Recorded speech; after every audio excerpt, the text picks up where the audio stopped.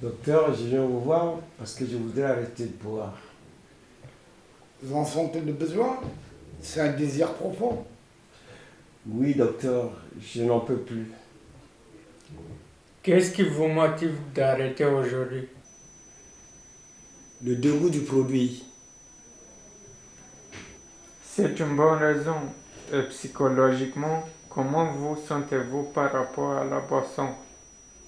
C'est horrible, docteur. J'essaie d'arrêter, mais je ne m'en sors pas. Je bois sans entrain. Je bois. Je voudrais ne pas boire, mais je bois. Je ne contrôle plus rien. J'ai littéralement l'impression de me noyer. Le plus important, c'est votre désir d'arrêter. Je vous rassure, c'est la meilleure situation pour commencer une thérapie et que cette thérapie soit efficace.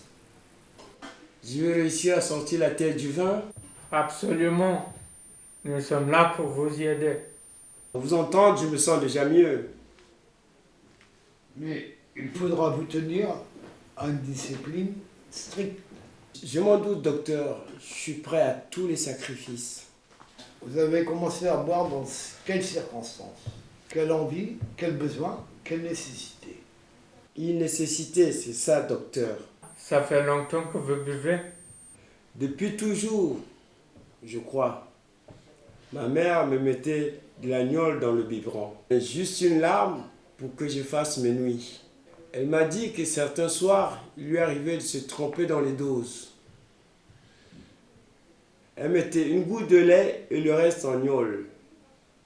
Depuis ce temps, je reste attaché à cette tradition familiale de la goutte de lait dans la gnôle.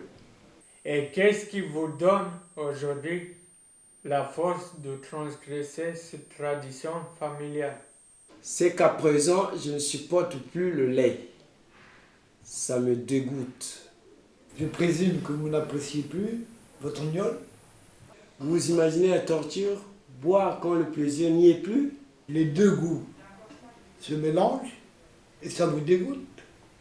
C'est exactement ça, docteur. Ça me porte sur le cœur. J'ai été obligé de me mettre au vin rouge. Et alors? Ce n'est plus du tout la même chose. L'agnole, c'est bien meilleur et bien plus sain pour la santé. Ma mère m'en donnait, bébé, et je ne me suis jamais tombé malade.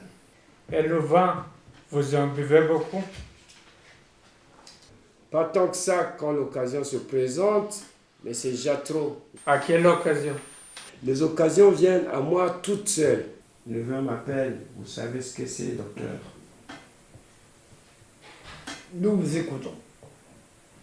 Je commence le matin au petit déjeuner, un verre de vin chaud avec un soupçon de café et des sucrètes pour agrémenter la chose. À la pause du matin, une petite bouteille de 75 centilitres. Au moins, ça m'a permis d'arrêter de fumer. Je me souviens de ce slogan quand j'étais ado. Boire ou fumer, l'alcool ou la clope, j'ai choisi. L'après-midi, la pause, pareil. Les 75 centilitres alors que les autres s'esquintent la santé avec la clope. Après le boulot, rebelote avec l'apéro du soir. Le bon moment partagé avec les copains. Et puis le soir, dîner d'athlète, juste une petite sardine et 3 petits 75 centilitres de vin rouge pour m'aider à trouver mon sommeil. Et la nuit, vous avez un sommeil agité? Oui, très. Mais j'ai ma bouteille de chevet si je me réveille la nuit.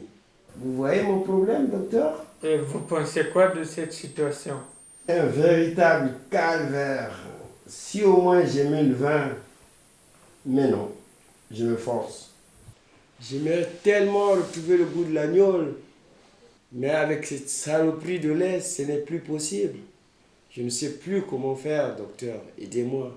Vous voulez arrêter le vin rouge? Le vin rouge, oui, bien sûr, mais je voudrais plutôt arrêter le lait. pour qu'enfin je puisse retrouver la douceur de l'agneau, que je puisse revivre.